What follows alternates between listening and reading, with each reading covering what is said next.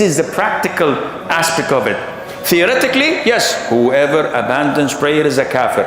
But to implement it, we have a whole list of checklists that must be followed, and Allah knows best.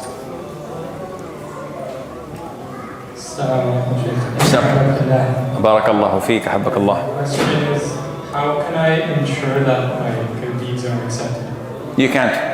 Next question. Akhi, there is no guarantees. Imagine if I do something and I get an SMS, Mabruk, your Umrah is valid. Now you have credit to sin for another couple of years. Okay, let's watch the Avengers number 5. It doesn't work this way.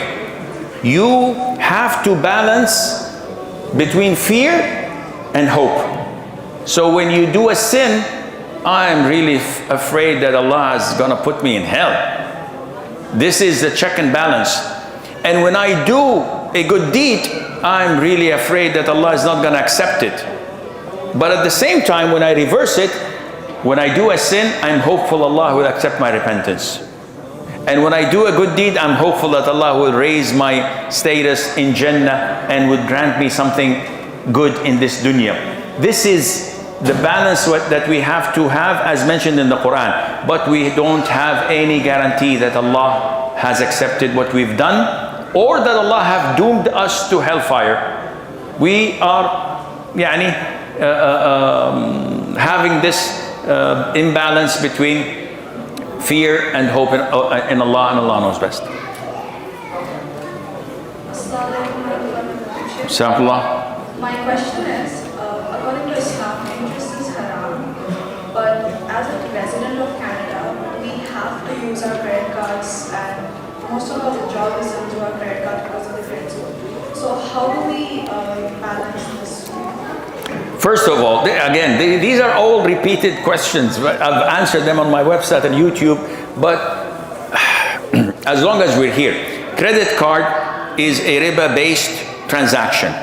You have 40 days grace period. You don't pay, you're gonna pay riba. Everybody knows this.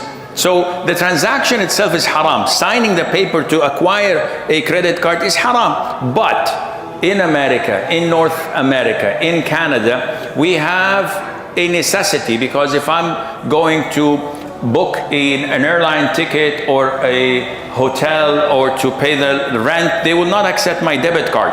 They say it has to be a credit card. In addition to, as a citizen or an individual, I have to build my credit. So I have to use my credit card.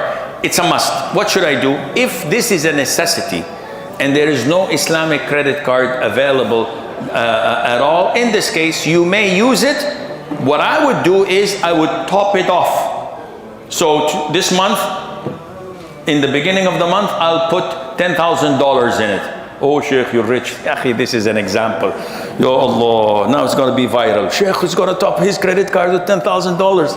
I don't know even how to write 10,000, how many zeros in it. I don't know. Anyhow, no, I was joking. You top it off with $10,000 and you use it. So whatever you use, you're actually using your own money, because I've charged it up front. And this way, it's safe, inshallah, and there's no riba on you, bi'idhnillah. Assalamu alaikum, Shaykh. Assalamualaikum. Question based on what you talked about making dua during salah. Now, is it admissible to make the dua in any other language other than English? In Arabic? Okay, first of all, in salat, the scholars say you must use only Arabic. This is the opinion of all. Now, the majority say, if you don't know how to say it in Arabic, don't say it. But this is not the most authentic opinion, because Allah has gazillion creatures other than myself. I have only one Lord. Who should I ask? I don't know how to ask in Arabic. So they say, and this is the opinion of our scholars, and this is the logic.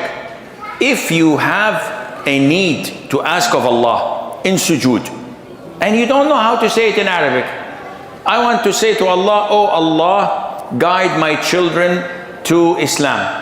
I don't know how to say it in Arabic. Very simple. So you say it in your native language, no problem. But if you want to say, oh Allah forgive me, do you know how to say Allah forgive me in Arabic? I said yes, Rabbi ghfirli.